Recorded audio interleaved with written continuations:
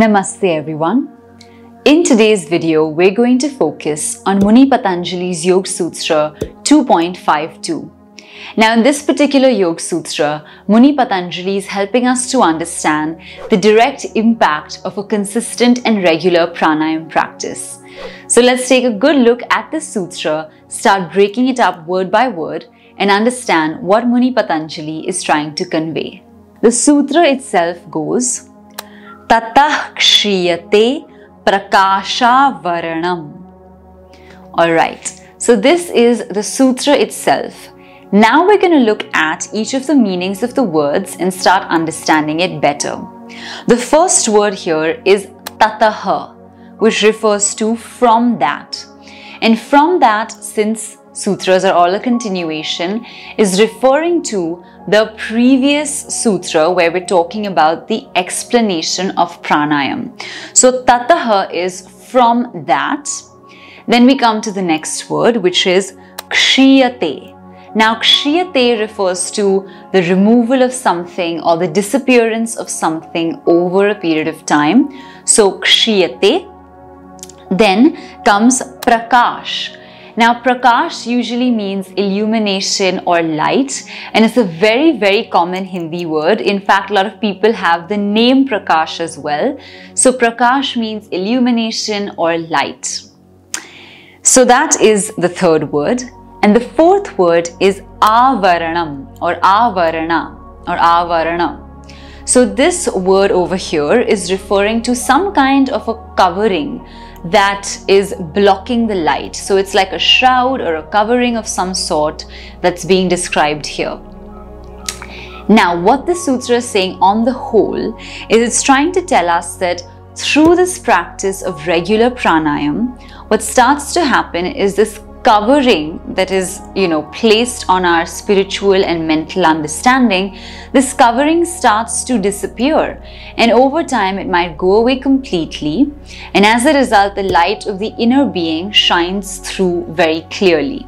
That's the prakash or the inner light. So this is what the sutra is telling us in short, but now let's take a look at what it means in a little more depth. Alright. So now essentially what the sutra is telling us is that pranayama is not just a tool for the expansion of your breath, but it has a much deeper significance and impact. And that impact is so deep that your inner light, your inner being can shine through completely, because the covering and all the, perceptions, preconceived notions, ideas, thoughts are removed, and then we develop the ability to deeply understand a concept much more. And because we now develop this ability to deeply understand something, we can fully grasp a subject in its entirety. This gives us tranquilization of mind and also a deep ability to concentrate on anything for a very long period of time.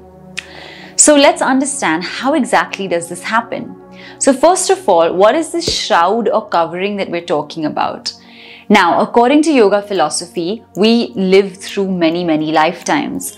And in these many lifetimes, we pick up different karmas, we pick up different karmic tendencies, and we kind of accumulate them over the ages. And this kind of distorts our perception of reality. Just like when we're observing something, and for those of you that may have glasses or lenses, you're going to know what I'm saying. If you're looking at something and you change the lens, it literally changes the way you perceive or look at something. But if you take off your glasses, it's actually blurry. You can't process what's going on. You actually can't see very clearly. And it's the same thing in this case, that because we have all these karmas that have accumulated in our karmashaya through the different lifetimes, we kind of have that blurry vision.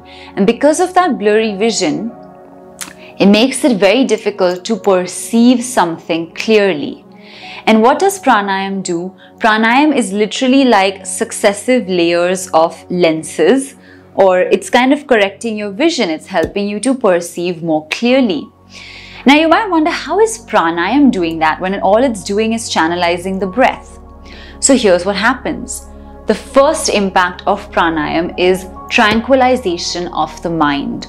So the minute that you practice pranayama, even for a few days, the first thing that's going to happen is your mind is going to feel so calm and so relaxed that it really becomes tranquil. And with that ability to really calm down, the mind develops the ability to be still and silent. And in that silence, it slowly starts to do away with its preconceived notions. It takes a step back and observes things slowly and deliberately. And with that, it develops the ability to concentrate very, very deeply. So when you're able to concentrate so deeply now, you can really process certain information for what it is instead of what you want it to be or what your own ideas are telling you about it. So that gives you the access to be able to meditate even more deeply, because you can really focus, you can really harness your energy, and that is amazing. So it all starts with pranayama, how it takes you to tranquilization of the mind, then concentration of the mind, then deeper understanding, deeper states of meditation, and eventually deeper understanding of particular subjects.